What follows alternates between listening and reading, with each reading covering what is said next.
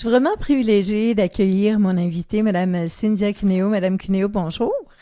Bonjour. Madame Cuneo, vous travaillez fort. Oui. Parlez-moi de vous un tout petit peu. Parlez-moi de vous un tout petit peu. Alors, je suis présidente et cofondatrice de SOS Cuisine, Mhm. service d'aide à la bonne alimentation. Vous avez écrit un premier livre, La solution FODMAP, pour en finir avec les maux de ventre, qui a connu beaucoup de succès, non seulement ici, mais ailleurs également. Oui. Vous arrivez d'un voyage d'ailleurs pour en parler.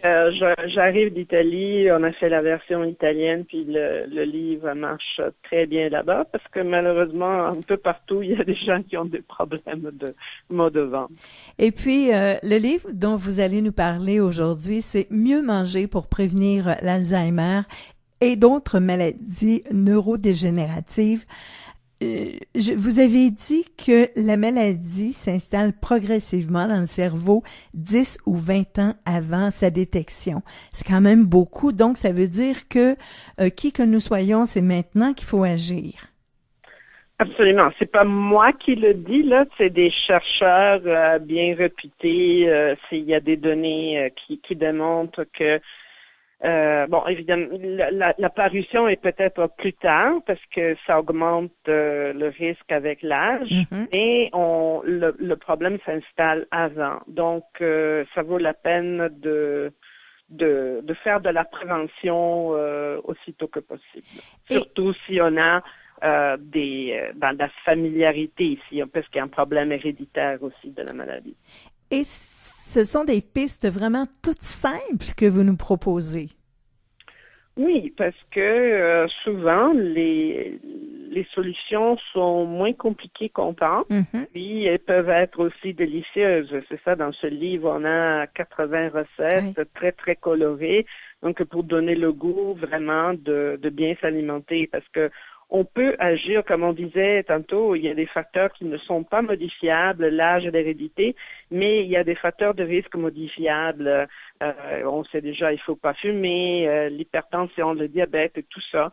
Donc, c'est des effets qui peuvent empirer notre risque de dégénération.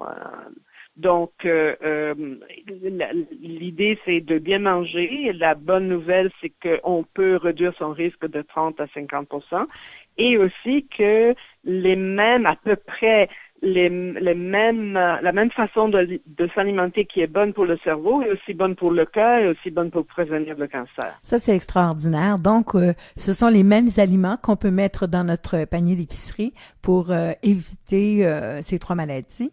Oui, le principe est toujours le même. On a étudié, ça fait déjà des dizaines d'années, l'alimentation méditerranéenne. Il y a des études de plus poussées. Donc, oui, il faut manger beaucoup d'aliments d'origine végétale, donc beaucoup de fruits et légumes. Mais en particulier pour le cerveau, il faut prendre des légumes très colorés parce que le cerveau est très énergivore, donc il consomme beaucoup d'énergie. En faisant ça, il crée des radicaux libres. Alors, il faut aller les bloquer. Et puis, c'est les phytonutriments qui sont les meilleurs pour combattre ça. Donc, toutes les couleurs que la nature nous offre dans des fruits et légumes sont très importantes pour cette diète. Plus les oméga 3, donc des poissons gras possiblement, ou des graines de lin, l'huile de canola, et des bonnes huiles, encore l'huile d'olive. Et donc, peu de viande, hein. C'est Mhm. peu de viande et peu de sucreries. Bon. Et les viandes comme le porc, le veau, ce sont des viandes rouges. Oui, dans le livre d'ailleurs, on n'a que des viandes de volaille Le parce poulet. que c'est pas banni pour toujours, OK. mais on a mis même une liste les choses qu'il faut manger tous les jours. Bon, les fruits, légumes, produits céréaliers, les noix, les légumineuses, produits laitiers, faire de l'activité physique, de l'activité intellectuelle, puis quelques fois par semaine du poisson gras de préférence, des œufs, de la volaille et des viandes maigres. Et à l'occasion seulement des sucreries.